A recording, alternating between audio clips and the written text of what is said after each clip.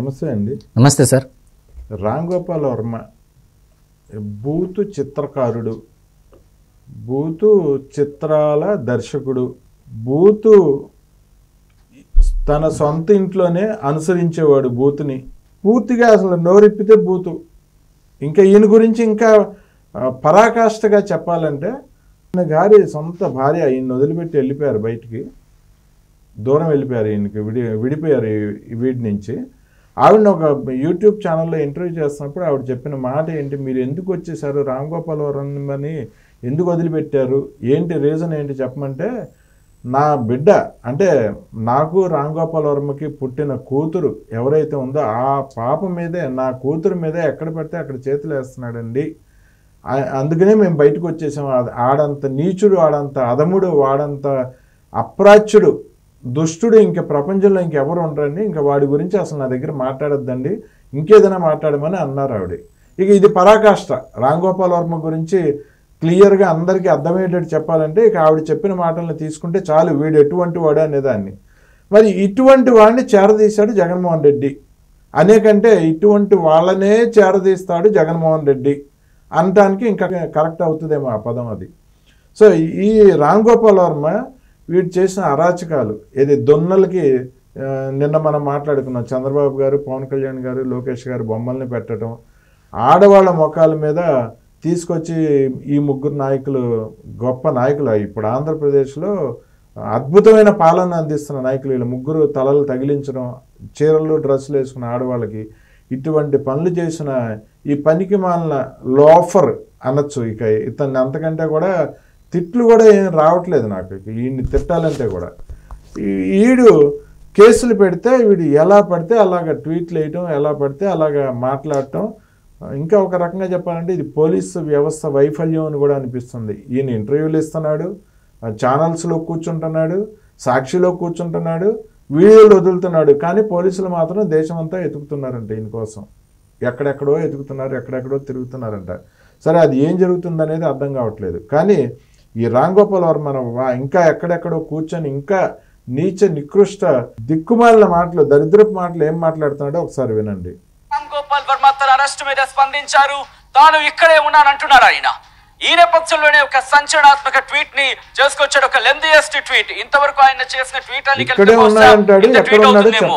Just comparatively చెప్పే ప్రయత్నం చేస్తున్నాను, అంత లెంథియెస్ట్ ట్వీట్ చేశారు రామ్ గోపాల్ వర్మ. దానికి సంబంధించిన ట్వీట్ ని మీరు చూస్తున్నారు, మీరు చూడొచ్చు. రామ్ గోపాల్ వర్మ మొత్తం ఆయన కోట్ చేయడం జరుగుతోంది. Sorry to disappoint all those people who got hugely entertained by my so-called absconding and the police teams trying to hunt me అంటూ ఆయన ట్వీట్ ని స్టార్ట్ చేశారు. అలా దాదాపుగా 22 పాయింట్లు అనుకుంటా, 22 పాయింట్లతో ఆయన తన ట్వీట్ రాసుకొచ్చారంటే అర్థం చేసుకోవచ్చు. సో ఒక్కసారి ఆ పాయింట్స్ నేను క్లుప్తంగా చెప్పే ప్రయత్నం చేస్తున్నాను, ఎందుకంటే ఇక్కడ మీరు చూస్తే కనుక ఎక్స్ప్లెయిన్ చేసే ప్రయత్నం చేస్తున్నారు, లాంగ్ ఫిల్మ్ వెళ్ళే ప్రయత్నం చేద్దాం. హియర్ ఇస్ ఆ రెండో పాయింట్ ఆయన మెన్షన్ చేయడం జరుగుతోంది. ఇక్కడ మీరు అబ్జర్వ్ చేస్తే కనుక the police didn't even enter my office so far. ఇంతవరకు పోలీసులు నా డెల్లోకి అడుగు పెట్టలేదు. అలాంటిది నన్ను అరెస్ట్ చేస్తారనే అంశానికి సంబంధించి not did they say that they came to arrest me, అంటే నేను అరెస్ట్ చేస్తానని వచ్చామంటే వాళ్ళు ఇంతవరకు చెప్పలేదు అంటూ కూడా చెప్తున్నారు ఆయన. అలాగే మూడో పాయింట్కి వెళ్ళే ప్రయత్నం చేస్తున్నాను. The case filed on me is with regard to some memes అంటూ కూడా. సో ఇక్కడ దాని కేసు, ఆయన మీద నమోదైన కేసుకి సంబంధించి ఆయన క్వశ్చన్స్ రైజ్ చేయడం జరుగుతోంది. అలాగే దీంతో పాటు నాలుగో పాయింట్ కింద చూసి ఇలా పాయింట్ వైజ్ గా ఆయన మెన్షన్ చేస్తూ. సరే, నేను వివరంగా కొన్ని పాయింట్స్ అయితే చెప్పేస్తాను డైరెక్ట్గా. ఈయనంట రోజుకి 15-16 ట్వీట్లు వేస్తూ ఉంటారంట. ఎప్పుడో నేను ఏదో ట్వీట్ వేసాను, నాకు అసలు గుర్తు లేదు, ఎవరి మీద వేసానో ఏం వేసానో కూడా గుర్తు లేదు. అప్పుడెప్పుడో 2021-22లో వేసిన ట్వీట్ ఇప్పుడు అరెస్ట్ చేయటం ఏంటి అంటున్నాడు. ఏం చెప్తారు దీని మీద ఒక పాయింట్? సార్, ముందుగా పోలీసుల వైఫల్యం అయితే ఖచ్చితంగా అనుకోవచ్చు సార్. ఎందుకు నేను ఈ మాట అంటున్నానంటే, ఇప్పుడు అతని మీద కేసు పెట్టడం అయితే జరిగింది.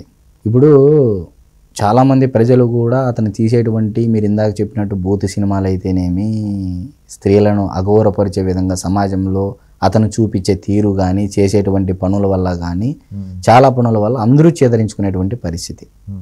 సరే, కొంతమంది ఇప్పటికీ ఇష్టపడే వాళ్ళు ఉన్నారనుకోండి, అది వాళ్ళ యొక్క చాలామంది ఉన్నారు సార్ అతని యొక్క అభిమానులు కూడా, వాళ్ళు కూడా కొన్ని విషయాలు తెలుసుకోవాలి అతని పట్ల. సరే, ఒక మనిషిలో మంచి ఉంటుంది, చెడు ఉంటుంది. చెడు 90% ఉన్నప్పుడు మనం అది తప్పని చెప్పాలి కదా సార్, ఖచ్చితంగా. 10% మంచి చూసుకొని 90% చెడు అతని వల్ల సమాజంలో చాలామంది ఇన్ఫ్లుయెన్స్ అవుతున్నారు.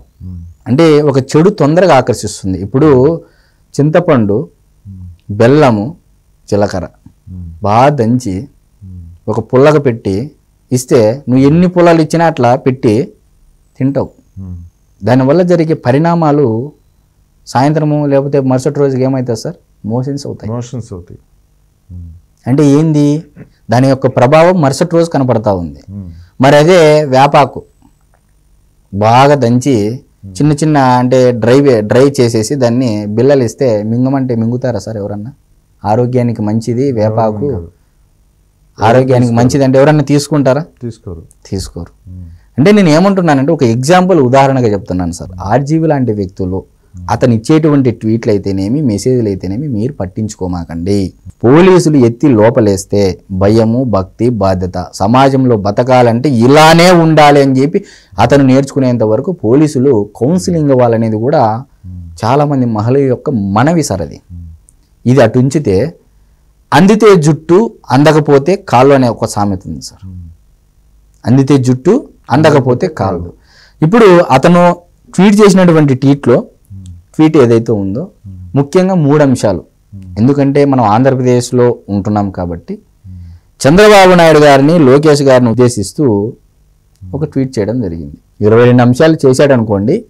దాంట్లో 2 అంశాలు చంద్రబాబు, లోకేష్ ప్రతీకార రాజకీయాలు చేస్తారని నేను అనుకోవడం లేదు.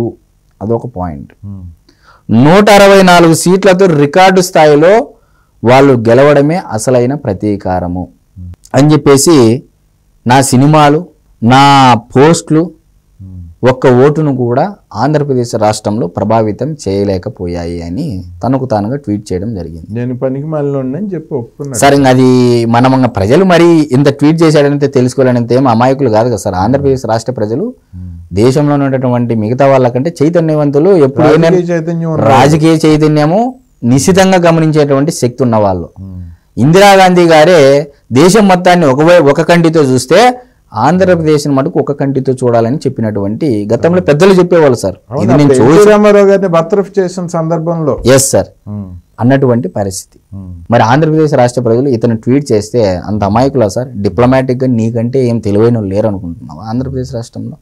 అందితే జుట్టు అందకపోతే కాళ్ళు అనే సామెత ఇలాంటి వారిని చూసి పెద్దలు ఆనాడు పెట్టారేమో అని ఆంధ్రప్రదేశ్ రాష్ట్ర ప్రజలకు ఇప్పుడు అనిపిస్తూ ఉంది. ఇప్పుడు ఏమంటున్నాడు సార్?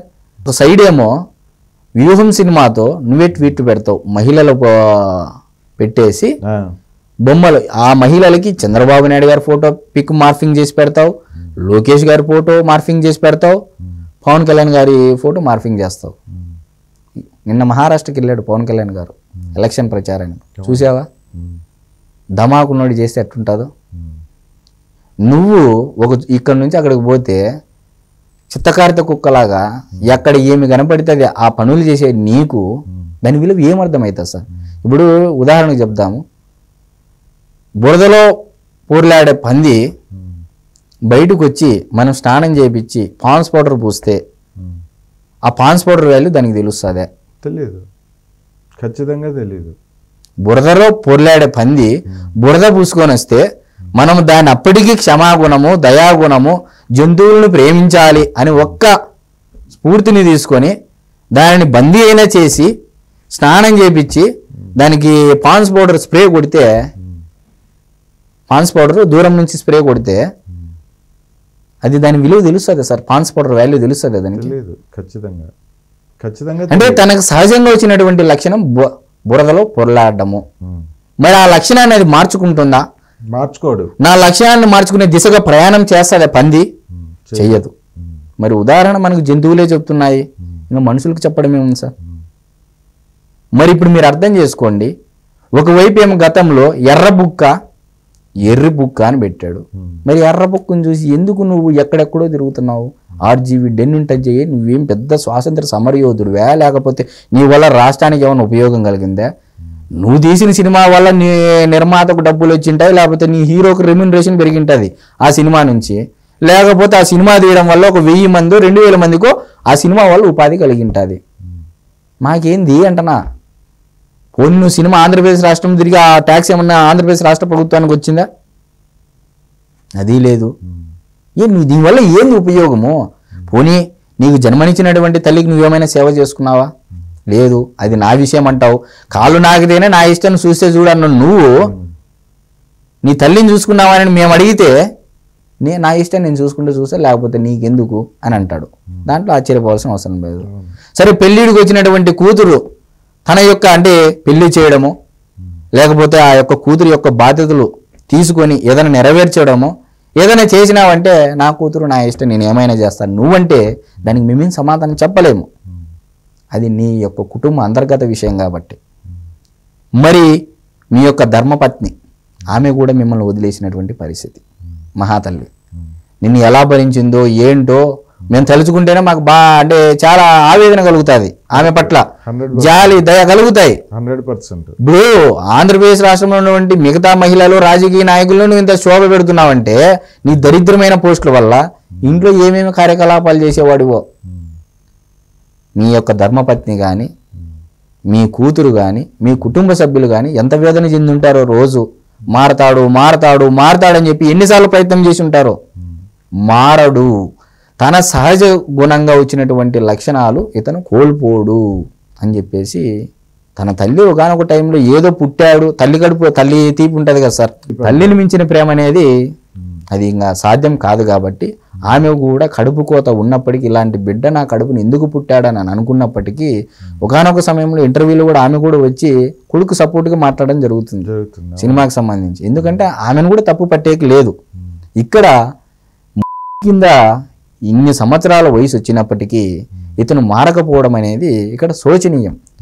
ముఖ్యంగా తెలుగు రాష్ట్రాల అభిమానులు ఆయన అభిమానులు కానీ మహిళలు కానీ తెలుగు రాష్ట్ర పౌరులకు కానీ ఇక్కడ చాలా శోచనీయం.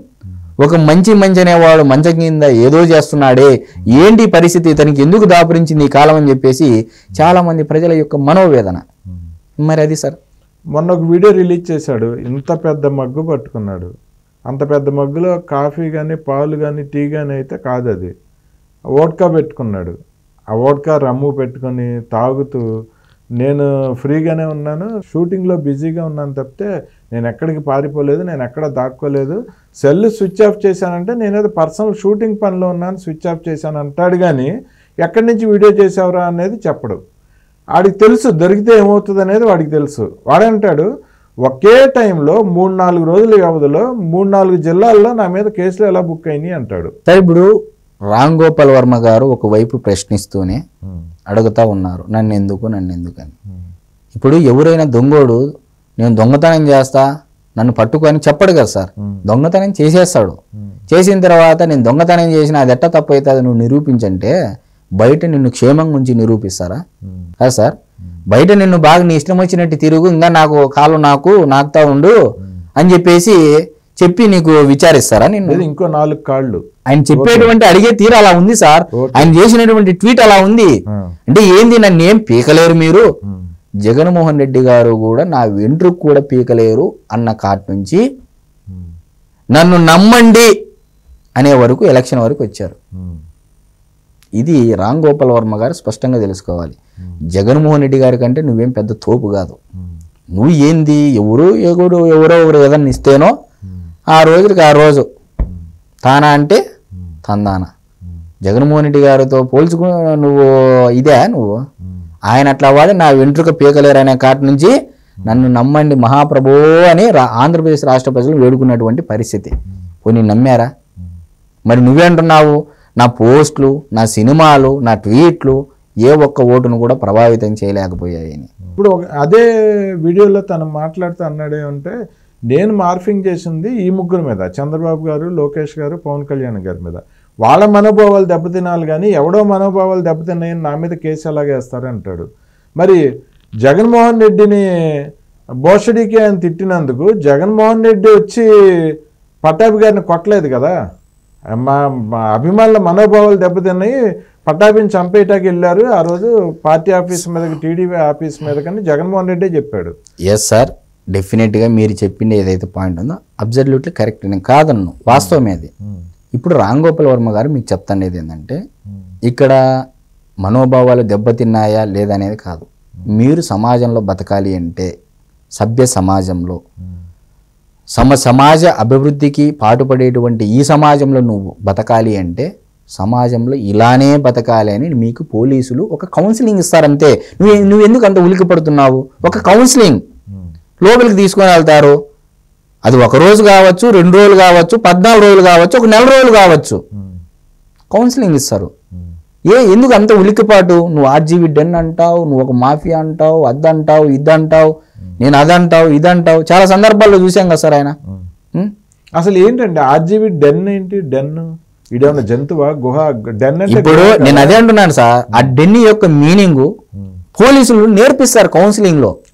ఇలాంటివి చేయడం సభ్య సమాజంలో తప్పు.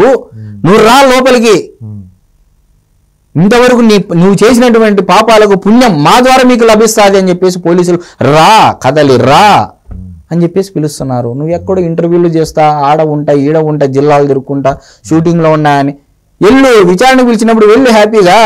నిన్నెవరేం పీకలేరు అన్నప్పుడు, నిన్నెవరేం చేయలేరు అన్నప్పుడు, నీ డొండిలోకి ఎవరు రాలేదన్నప్పుడు వెళ్ళు రా కదలిరా అని పోలీసులు అంటుంటే, అప్పుడు లోపలికి వెళ్ళిన తర్వాత కౌన్సిలింగ్ అనేది ట్రీట్మెంట్. రా కదలరా అంటే రాను అంటుంది పిల్లతో అంటే నాకు అది గుర్తుకొస్తుంది. నేను అదే అంటున్నాను సార్, రాను అంటుంది ఆర్జీవీ పిల్ల. నేను ఏమంటున్నానంటే సార్, ఈ ఆర్జీవీ అనేటువంటి వ్యక్తికి భక్తి, భయము, బాధ్యత లేవు. ఒక ఫ్యామిలీ అనేది లేదు, భార్య పిల్లలు లేరు కదా. సమాజంలో మనం బతుకుతున్నామని అంటే అంటే ఆ యొక్క విచక్షణ, స్పృహ కూడా లేదు. బాధ్యత లేదు, స్పృహ లేదు. ఇంకా భయం ఎలా వస్తుంది సార్? భక్తి ఎలా వస్తుంది? భక్తి బదులు రక్తి వచ్చింది. కడప జిల్లాలో పుట్టినటువంటి వేమారెడ్డి గారు, వేమన గారు కూడా శృంగార పురుషుడే. అది పీక్స్కి వెళ్ళి అతన్ని దాని మీద విరక్తి కలిగి వేమన శతకం రాశారు. మరి ఇతనికి అది రాసే అవకాశం కూడా ఇవ్వరు ప్రజలు. పోలీసులు కూడా ఇదే తరహాలో మీరు అతనికి పారిపోయడానికి అవకాశం ఇస్తే ప్రజలే శృంగభంగం చేస్తారు అని చెప్పేసి కూడా ఖచ్చితంగా మీడియా ముఖంగా మనం చెప్పగలుగుతాం. దాంట్లో నో డౌట్ సార్. శృంగభంగము రామ్ గోపాల్ వర్మ గారికి ఖచ్చితంగా కలుగుతుంది ప్రజల ద్వారా అనేది నేనైతే చెప్పగలుగుతాను. ఫైనల్ గా కంక్లూజన్ ఏమండి, ఇది ఎర్ర బుక్ అనుకుంటున్నాడా, ఇప్పుడు ఎర్ర బుక్ అనుకుంటున్నాడా? అదే సార్ నేను అంటుండేది. ఇప్పుడు కళ్ళు బయర్లు గమ్మినాయి. ఏంది అప్పుడు గత 5 ఏళ్ల ప్రభుత్వ పరిపాలన కాలంలో ఆర్జీవీ గారికి ఒక లేయర్ పడింది. అది ఎర్రి బుక్ అని ఒక లేయర్ పడింది. ఇప్పుడు రా కదలిరా అని పోలీసులు పిలిస్తే ఆ లేయర్ అనేది తీస్తారు అంతే. కౌన్సిలింగ్ లో నీ ముందర ఇట్లా అబద్ధమని ఒక లేయర్ వేసుకున్నావయ్యా, తీస్తాం మేము, నువ్వు రా లోపలికి అని చెప్పేసి అంటున్నారు. అప్పుడు ఇది రెడ్ బుక్కే అని తెలుసుకుంటాడు సార్. ఎర్ర బుక్కే అని ఇప్పుడు అర్థమైంది. అది ఎర్రి బుక్ కాదని ఇప్పుడు తెలుసుకున్నాడు. అందుకనే కనపడకుండా అక్కడక్కడ కలుగుల్లో దాక్కుంటున్నాడు. డెన్ కాదు, కలుగు. ఆర్జీవీ కలుగు, ఎలక దాక్కుంటుంది, తిరుగుతుంది అక్కడక్కడ. అంతే కదా? ఓకే అండి, థ్యాంక్ యూ అండి, నమస్తే.